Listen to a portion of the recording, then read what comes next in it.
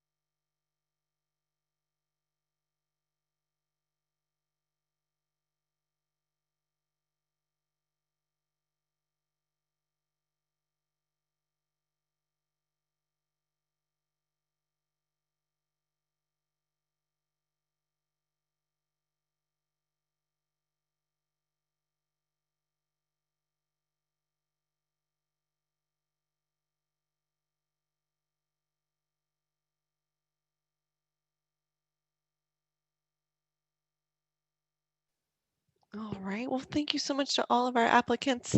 We really appreciate you all being here today. And, note for next year, if we are in the same setting, we're going to add some music. So let's go ahead and turn this over now to Pam and Brenda and get started. Go ahead, ladies. Awesome. Thank you so much, Amy. And yeah, good call on the music. That would have been a nice addition. But first of all, just want to say thank you to everyone joining us this morning. We really wish we could be mixing and mingling and catching up with one another in the same room. But 2020 has different plans for us this year, as we all know. So again, just want to say thank you for everyone for being with us this morning. Hopefully you have your coffee. I have mine. So if you want to go to the next slide, Amy, we will do a short introduction. My name is Pam Eggerts. I'm an audit partner here in the Phoenix office with Eide Bailly, working predominantly with nonprofit organizations. And then we also have Brenda. Would you like to introduce yourself, Brenda? Sure. Brenda Blunt. I'm a tax partner with Eide Bailly, have been for a number of years, and I have the privilege of being able to provide tax advice to organizations who arguably don't pay tax. So it's a sweet job. I love doing it. More importantly, I love being able to support in my own way those organizations who are doing such a fabulous job in our community. And I want to personally just say thank you to everybody who was willing to share your ideas, albeit we had to dingle a little bit of a monetary prize in front of you, but we look forward to sharing all the great ideas and over time, and hopefully everybody will be able to walk away from this with some idea they can take back to their organization to make it just a little bit stronger. So thank you so much for sharing and for all the work you guys do in this community. Awesome. Thank you, Brenda. Before we dive into all the good stuff, I just wanted to share a little bit about Eide Bailly.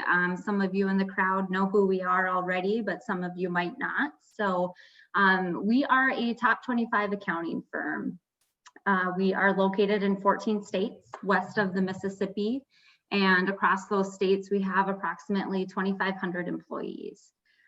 Here in Phoenix, we have 2 locations, one downtown and one in the Camelback corridor. If you went to those offices right now, it would kind of be a ghost town, as most of our employees are still working from home, trying to get past this pandemic. But if there were to be people in those offices, we have just over 150 people between the 2 locations. So we do your traditional audit and tax services and everything that goes with that fun stuff. But in addition to that, we do a number of other advisory type services. So just a few examples of some of the other things that we do. We focus in the forensic and valuation area. In addition to that, we have a lot of specialty individuals who work in the specialty tax areas, such as international tax, experts in the state and local tax to keep people out of trouble in the sales tax area. And in addition to that, we have a number of IT related services. I think we all can agree that IT has sort of been king throughout 2020, but some of the areas that we focus in that area would be data analytics has been an area that has really taken off its feet. Cybersecurity, which is always at the front of everyone's mind. And then we just do a number of other services around IT, helping with system conversions. We can help with NetSuite implementations. So in addition to, you know, the bread and butter of a CPA firm of audit and tax, we complement it with a number of other advisory services. Nonprofit is one of the large focus areas for our firm, not only nationally, but also locally. You can see here that we have over 3,000 nonprofits that we serve firm-wide. In addition to that, we do have dedicated staff within the nonprofit industry with just over 350 people serving the nonprofit industry. So nonprofit is not just an area we dabble in, we live and breathe in there, getting to know what challenges nonprofits are having, how we can help. And, you know, one of the things I love working on nonprofits is, you know, I live in Phoenix. I see these amazing things that these nonprofits are doing and the missions that they have. And it makes me feel good that there's so many people out there trying to make our community a better place. So I feel good knowing I have just a small hand in that and helping with, you know, the accounting and audit and all those types of services. So that kind of brings us to why do we do this award? And Amy, you can advance to the next slide. We've been doing this for 8 years. We started in 2013, as you can see, and been doing it since. And we've had more and more applicants each year, which is amazing to see the innovation from everybody year over year. But we started the award in 2013. The recession was going on, organizations were seeing challenges, especially within the nonprofit industry. So we had dollars that we wanted to give back to the community. So came up with some ideas. A lot of the discussion within the organization and in the industry was, what can we cut? What can we eliminate? So eliminating programs, cutting expenses.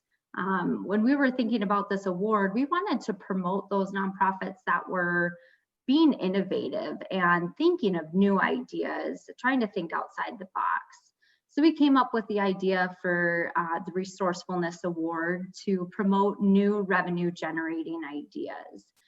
Looking for those that, again, that are being innovative, revenue generating ideas that are sustainable, and helping those nonprofits further their mission. So that's ultimately how we came up with the award, and we're here in 2020 still doing it, and it's exciting every year.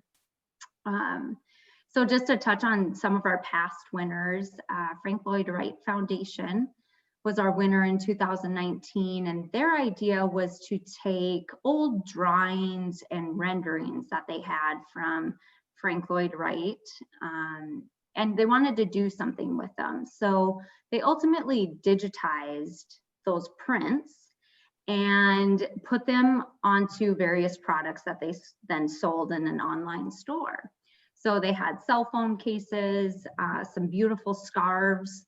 And again, it was just a way to take something that they already had and how could they repurpose it and use it differently. 2018, the Be Kind People Project was our winner. As the name suggests, they promote being kind and have a variety of programs in schools across the state. And so their idea was to help schools put in school gardens. They would provide everything they needed, and the responsibility was on the teacher and the students to make this garden prosper. And so in doing that, it really hit all the pillars of, you know, what Be Kind People Project stands for. You know, really taught responsibility. I have to imagine patience. I've never had a garden, but it would probably give me a lesson in patience, I would imagine. But really taught all of those things and about being sustainable and building something from the ground up. And if that wasn't all great enough, all the things in the garden created salsa. So who doesn't like salsa? So it was just a great idea to, again, further that mission and really drive home that, you know, building something from the ground up. 2017, Brighter Way Institute was our winner, and they provide dental services to veterans and those that have been homeless who are trying to get back on their feet. So their idea was really an idea of collaboration and partnership. So they partnered with licensed dentists, and they put on various educational workshops where students going through the dental program would get some of those hours and experience with various procedures while serving the population that they serve. So again, it was an idea of partnership, helping those dental students get their appropriate hours, in addition to serving, you know, a population that's trying to get their feet back on the ground. Those are just a few ideas. We could probably sit here all day and talk about the great ideas that we've seen over the years, but I think you guys want to hear a winner at some point today. So, you know, one of the things that we love to do during this event is get a chance to connect. If it's one thing I know about nonprofits, they love collaborating and hearing from other organizations on what they're doing. So we wanted to make sure we could still do that in this format. It's a little bit different than, you know, walking around the room, but we have breakout rooms, I'll call them Zoom rooms, that we are going to break out in. You'll have a moderator from Eide Bailly in each of those rooms to help facilitate conversation, but wanted to make sure that we still had that opportunity to connect. So we'll take about 10 minutes. The technology gurus are going to help us get divided into rooms, and then we will reconnect, and we will have one more chance to do this as well in the program. But yeah, enjoy. Hope you have your cup of coffee, and yeah, let's connect. So Amy, I will leave it to you. Perfect. All right, everyone. So I'll bring you back in 10 minutes. You should see an option in the middle of your screen that says join. If you don't see it, you might see your menu bar flashing down at the bottom or the top. You can click that. Or if you don't see it at all, hit the escape button and it could be hiding behind your screen.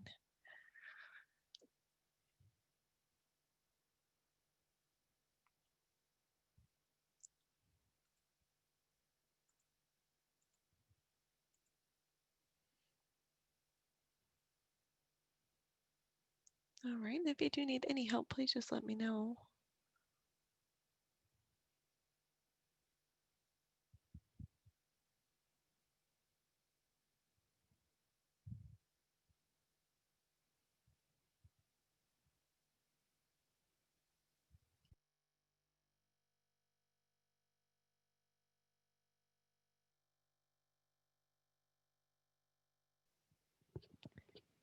Well, looks like we have about 4 participants left here. You should see something in the middle of your screen that says join.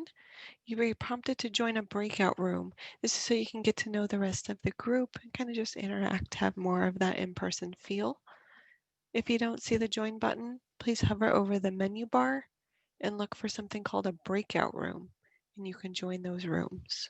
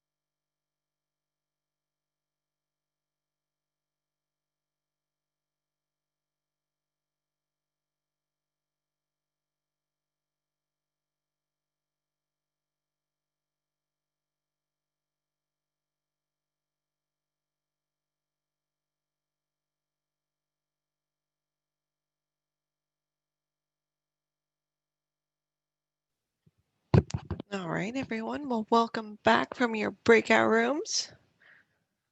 In just about 20 seconds, we'll have everyone back.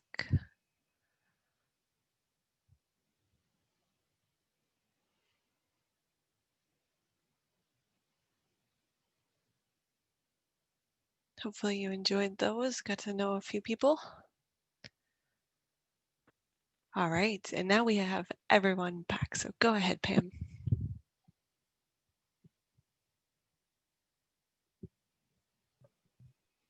Or Brenda. You're muted, Brenda. I am. I think it's going to be me if you want to advance that slide. And now that you have a hang of it, we're going to do another networking break earlier, but just this is a time for you guys to get to know each other. Our group, I think, did a pretty good job sharing. So, and really enjoyed that group. But Pam talked a lot about our practice and mentioned that the not-for-profit sector is a very big part of Eide Bailly. We get a significant amount of our revenue by serving the not-for-profit sector. And our not-for-profit industry group is like the third or fourth largest industry group in our firm. So while the individual people from Eide Bailly that you'll be talking to today were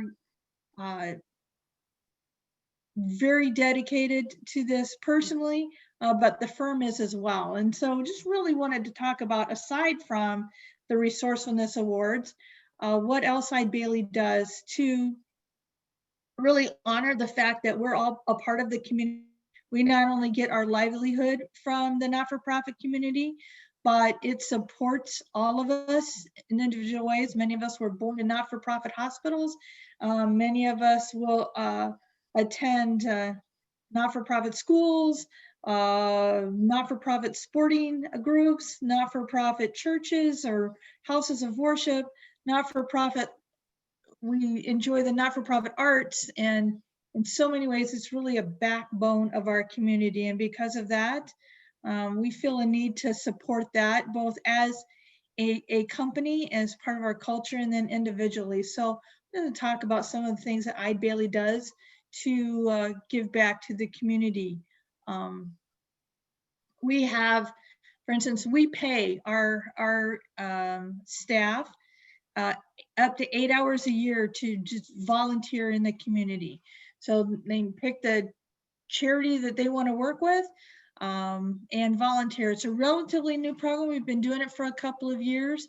Our goal is to have at least 50% of our staff taking advantage of this opportunity. We haven't hit that goal yet.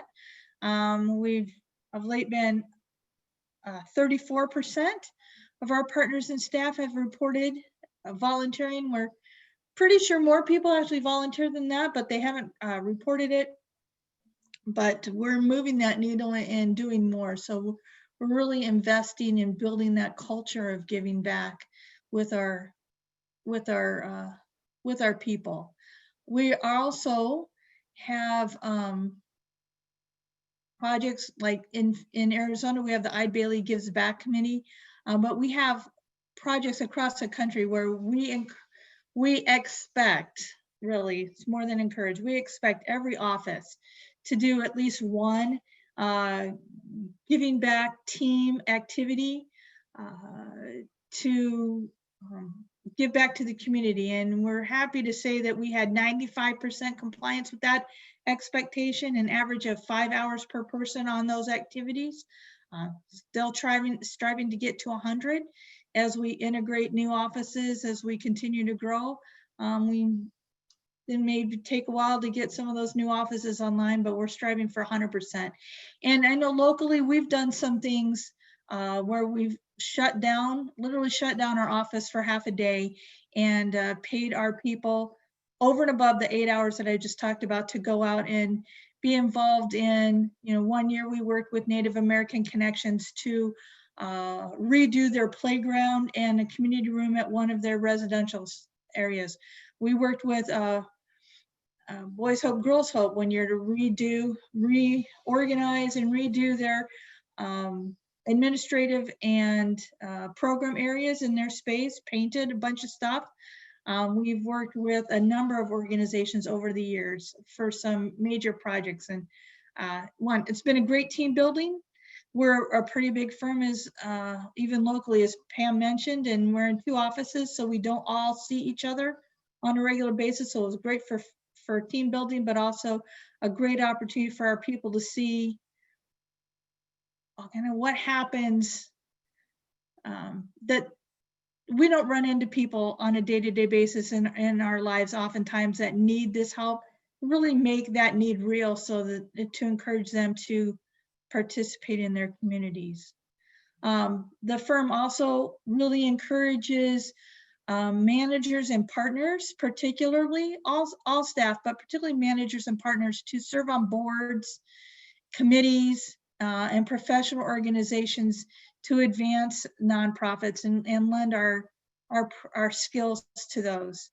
Combined, we spent over 13,000 hours that was reported working with boards, committees, and professional organizations, and moving toward our goal of being able to report 15,000 hours from our partner and manager group. And then we also have a matching program for our staff, not our partners, but for our staff, who they can donate up to $200 to a 501c3 organization of their choice, and the firm will match that. Our goal is for half of our employees to participate in that matching program. And our most recent statistics had us moving toward that goal at 30%. So in all these goals, we have a way to go, and we're still encouraging people to move in that direction, working hard to remind people of these. If you're a charity tapping one of our people, you can remind them of these. We'll pay them to do work for 8 hours. We'll match their contributions up to $200. So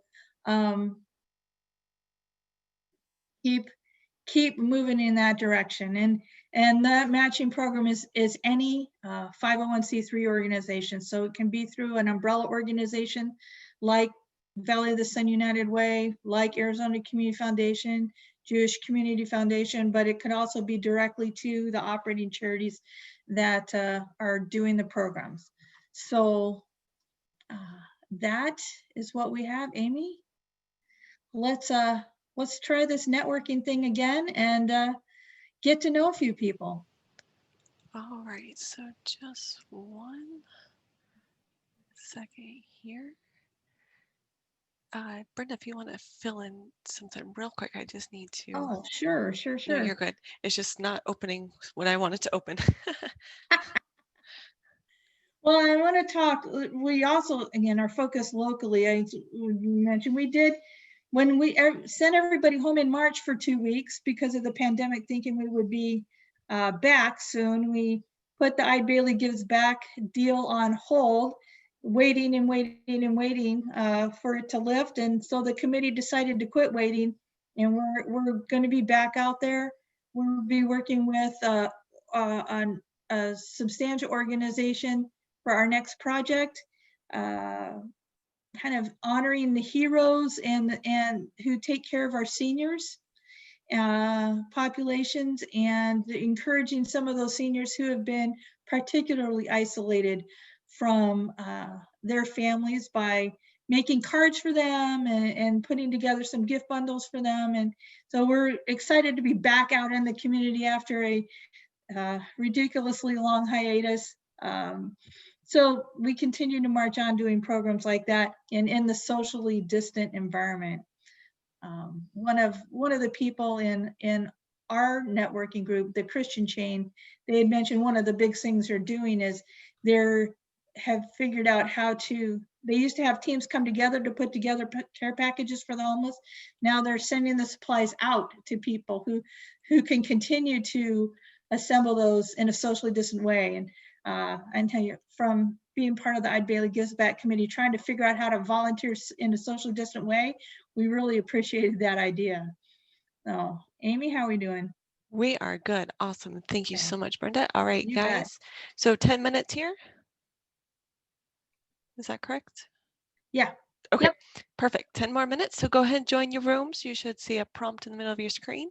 If not, you may see it on the menu bar down at the bottom. Might have to hover over it. It's called Breakout Rooms.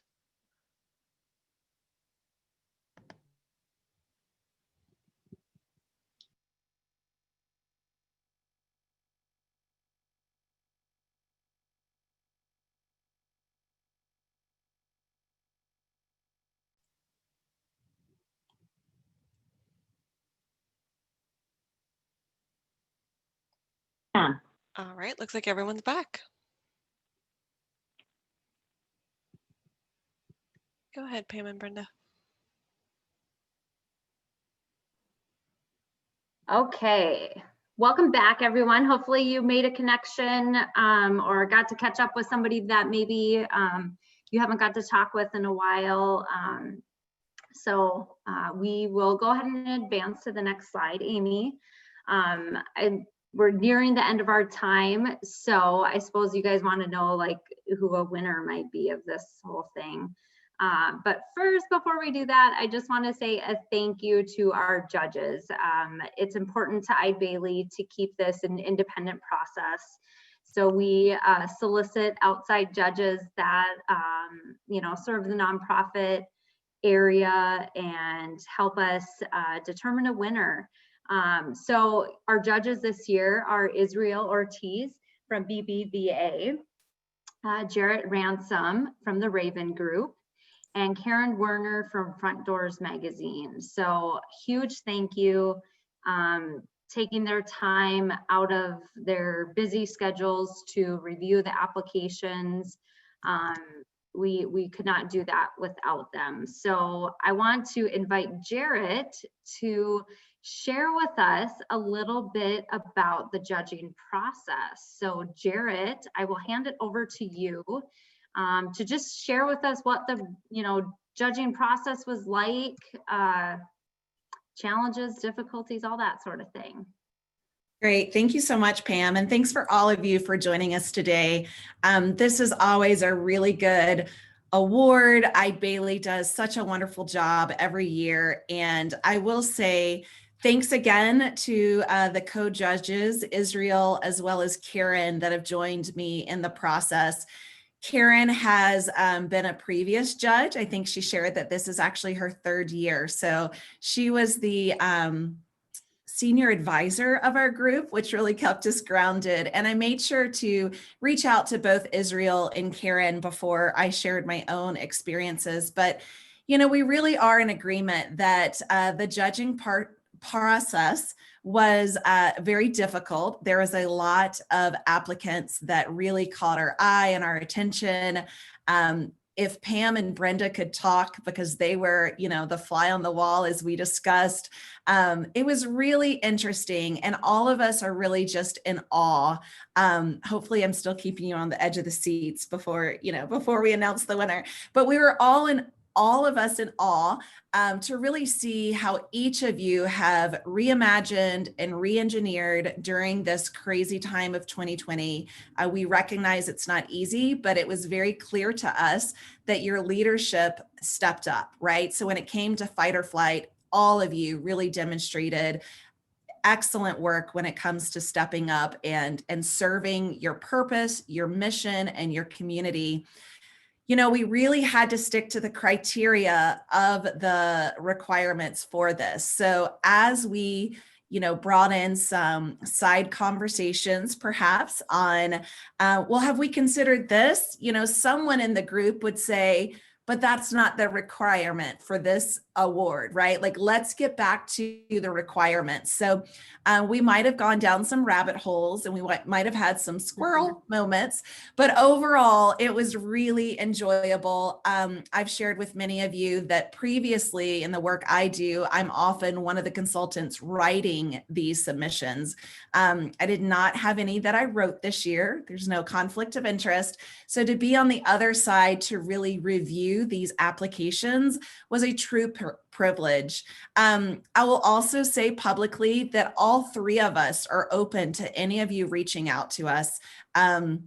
So Israel, reach out to him. He's pretty active on LinkedIn. Karen, of course, as our senior, advisor, she's also open to you reaching out to her. So I believe firmly that when you apply to a grant and you maybe didn't win, or you want to know how you might be able to develop and evolve your language and your proposal for a future opportunity, either the Resourcefulness Awards again next year or another similar award. I will say all of us want to continue to be of service to each of you in our community at large. So please do reach out to us, LinkedIn, email, however.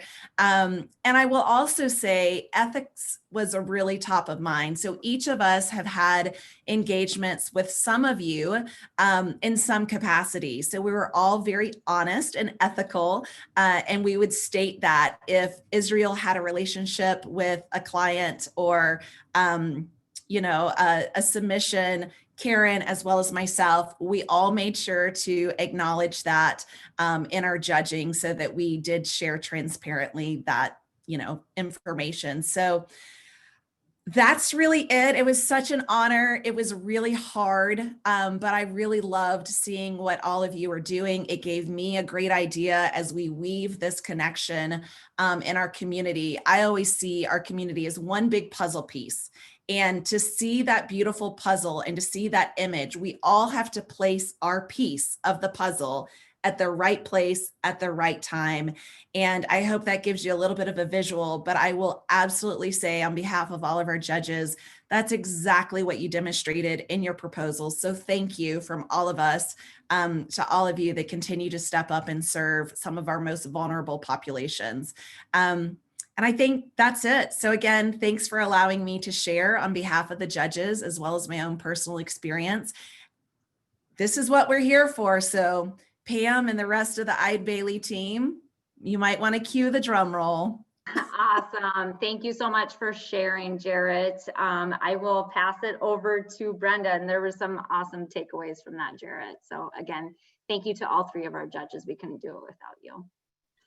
Well, we originally had a slide between this one and that one because while everyone's on the edge of their seats, we do need to acknowledge one of our longtime partners in this endeavor.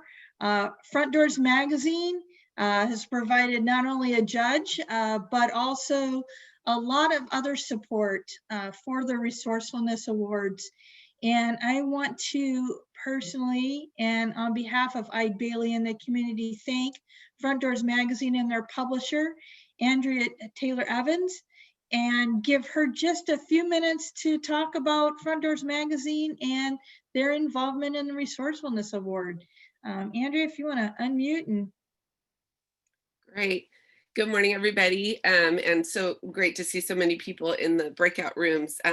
So yes, we're a proud media partner for the Resourcefulness Awards for the third year in a row. And we are so excited. I do not know who the winner is, so I'm hanging there with you all. And we're looking forward to featuring the winner this year in the January issue of Front Doors Magazine, as well as playing a role with the Breakfast and Learn that'll be coming as the final event in this amazing series that Eide Bailly puts on every year. So thank you all for sharing your stories. Karen, as our amazing editor, we'll be in touch with a lot of you. We really gain a lot from this process and know you learn a lot through the exercise. We're here to share your stories and the stories of philanthropy in our community. So even when it's not resourcefulness time, please shoot us a note, tell us what's going on, who should be acknowledged within your organization for going above and beyond, be it volunteering, chairmanship, virtual events, and those funders that really step up and make you shine and keep you going through difficult times like this. So, and the winner is also going to receive a full page advertisement in the issue of their choice. So thank you, Brenda, and everybody at Eide Bailly. We absolutely love this partnership and hope to continue for many years to come. Let's do it. Let's find out. Well, Andrea, thank you so much for sweetening the pot for our winners. That is not a minor gift to the winning organization. And so I guess we can't put it off very much longer since we're almost at the end of our time. I am very pleased and happy to announce that our winner for the 8th annual Eide Bailly Resourcefulness Award is, everybody unmute. We want to hear your enthusiasm. Everybody unmute. That's my drum roll. Drum roll. Drum roll. Drum roll is Treasures for Teachers. Yay! Yay! Yay. Congratulations. Congratulations. Great job. Yay. And for the first time ever in our 8th annual Resourcefulness Awards, it's my understanding we actually do not have a representative for Treasures for Teachers on this call. So if I'm wrong, please speak up. But if you want to go to the next slide, Amy, I do want to, on their behalf, just tell you a little bit about their situation, what they do, and what their ideal was. So Treasures for Teachers' mission is to provide free and low-cost supplies to teachers from the community's reusable resources. That's their mission statement. What they do is they take in donations and push them back out to teachers. And you can see some from some of the pictures, some of the things that they have. They collect books, they collect school supplies, crayons, clay, all kinds of different things. In their write-up, they mentioned that used DVD cases can serve as individual whiteboards for the students. Those are little. That kind of blew my mind, but that seemed very creative. So they collect those, but in the course of collecting donations, they also receive a lot of donations that teachers can't use directly. So they end up with housewares and furniture and different things. And so they have a number of items that originally they would re-gift to other nonprofits who could use them. But as they grew, it became such a large amount of that type of things that they ended up opening up a thrift store to turn those other non-recyclable items into revenue for the organization. And so people collecting donations, people having a thrift store, those aren't, super, super unique. But what I think we found very unique about it is they ended up with a lot of recyclable items. And originally they would turn them over to a recycling center and walk away. But what they have done, and they're an organization with it's a little bit over $1 million of revenue. So they're not super huge. What they've done is they've taken the cardboard and the pallets and some of the books that can't be used. And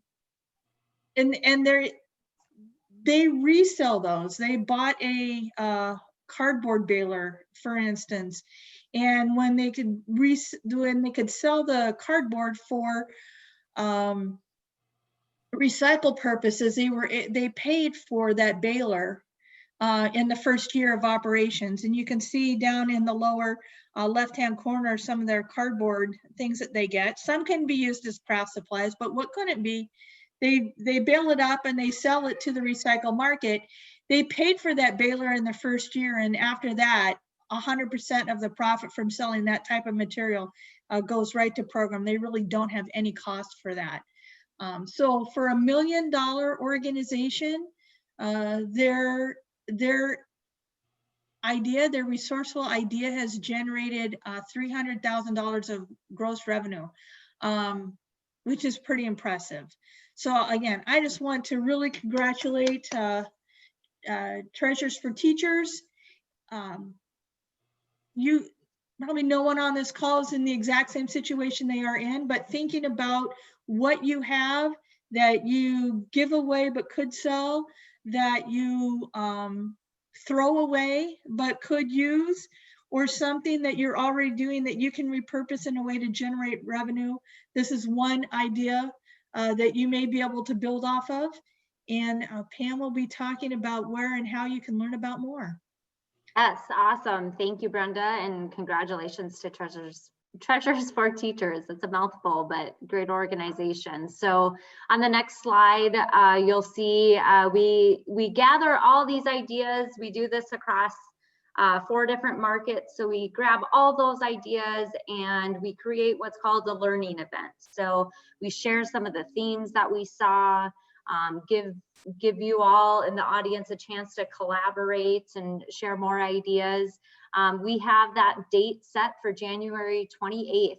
Not having that crystal ball of knowing what things will look like in January. We'd love to be able to have this a live event, but it may still be remote. But save the date. It's a great program. We're so happy to do this award, but I think this learning event that we have, I think organizations really walk away from that event with either, a new contact that they might have, or just a new idea that they can take back to their organizations and get it off the ground. So with that, I just want to say thank you again to everyone for participating today. Hopefully you walked away with a connection, and yeah, thank you. Keep all the good ideas going, and stay safe out there. So that is the conclusion of the program. Thank you, everyone. Awesome. Thank you all so much. We really appreciate it. Yeah, Thank absolutely. you. Everyone stay safe out there. Yeah. Thank you.